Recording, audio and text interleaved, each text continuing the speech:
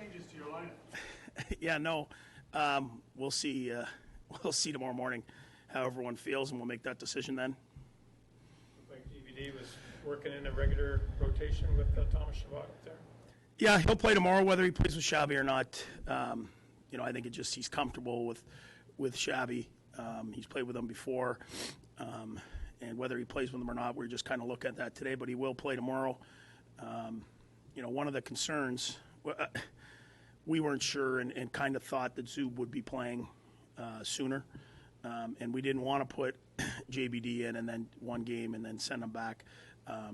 He's going to come on the road with us, Zub, but may not play. So this will give him a little bit longer look, and if he does the job, clearly he'll keep playing. We just spoke with Pierre Dorion, and I asked him, how would you assess your head coach after 11 games? And he has your back firmly and says, I like the way our team plays with DJ. DJ's our coach, basically full stop. And I'm just wondering from your perspective, when you hear your general manager say something like that, how it makes you feel. Well, that's what leaders do is they lead in the organization, and he's clearly the leader of this group. He's the head guy. And I'm well aware, I'm a big boy, I'm well aware that we have to win hockey games. And I may pull no punches about it. I've liked our 5-on-5 game. I think our special teams has let us down, whether it be the numbers or whether it just be unlucky goals going in on the penalty kill, whatever the case may be. Special teams has to be better. I think our goaltending's been good. I think there's a lot of things that could point to a better record. Now it's time to just do it.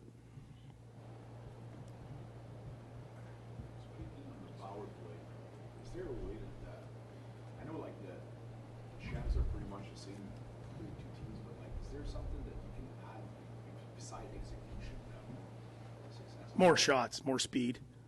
The good power plays in the league are getting a couple shots a power play. We haven't been doing that as much. I think we've been thinking a little too much. But in saying that, our power play has been good in spurts. It's just right now it hasn't been. I think we had some rejuvenated confidence today. I think they had a little more spark and a little more purpose to what we're doing. I think sometimes, too, you think just having skill, you're going to score goals. And that's just not the way it works. You got to work together. You got to get loose pucks. You got to get them back. You got to do a lot of things, and I think we kind of lost our way there a little bit, and I thought they were real good today. So I expect them, our power play, to be real good here for the next little bit. He updated us on Norris, and obviously he hasn't been ruled out for the year, but I don't think you're counting on him at all. How do you kind of fill that void, and how much, I guess, the second part of that is, how much void is that left since he's been gone?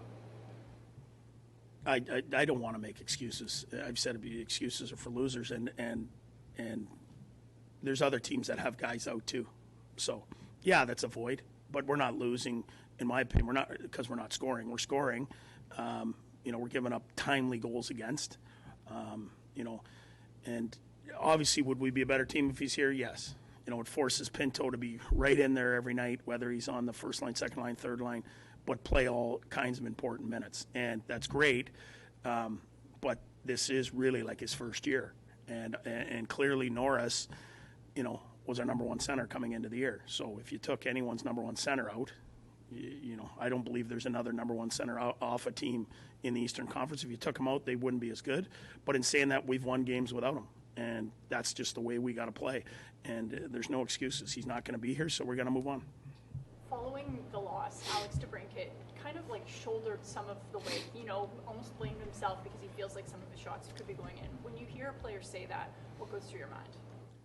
Well, he cares, clearly, and he wants to help the team win. It frustrates you as a coach that he feels that way, because as a coach, when you're going to get your best out of your players is when they're feeling good.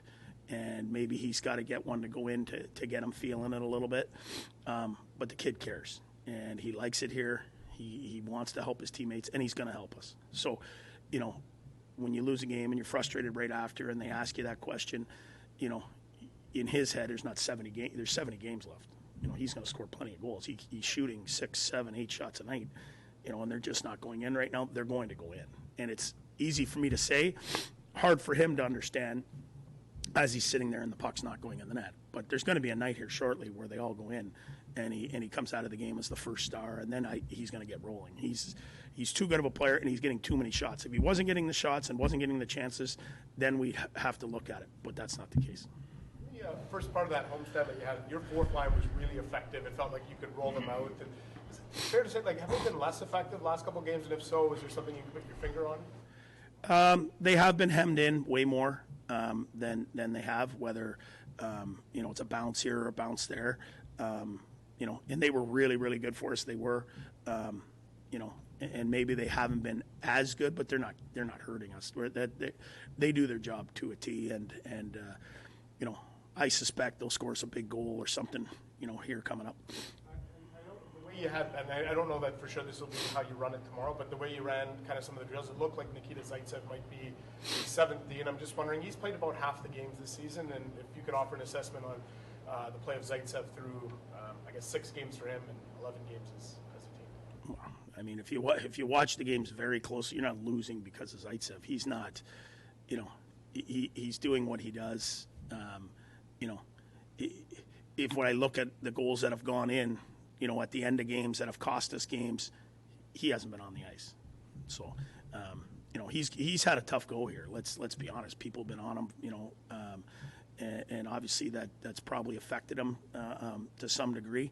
But he's a real good pro. When we healthy scratched him at the start of the year, and when he's been scratched, he just comes and he works and he goes about his business. So I suspect he'll do the same. His job is to defend people and play as hard as he can. And he's a National Hockey League player. When he's in there, he's going to do that. Felt like you skated the guys hard today, trying to maybe get some of the weekend out. What do you want to see in terms of a bounce back in these next 24 hours before Canucks?